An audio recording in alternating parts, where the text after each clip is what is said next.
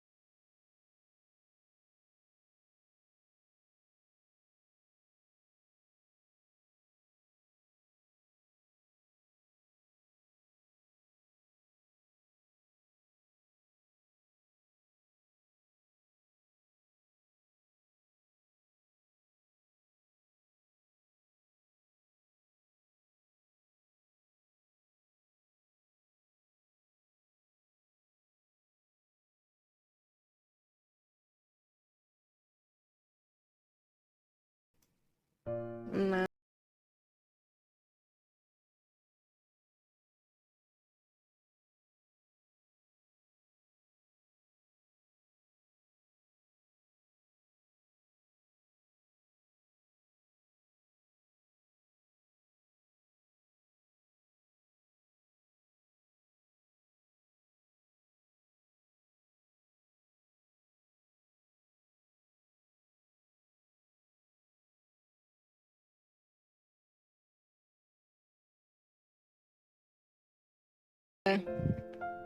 V kebalik ya teman-teman.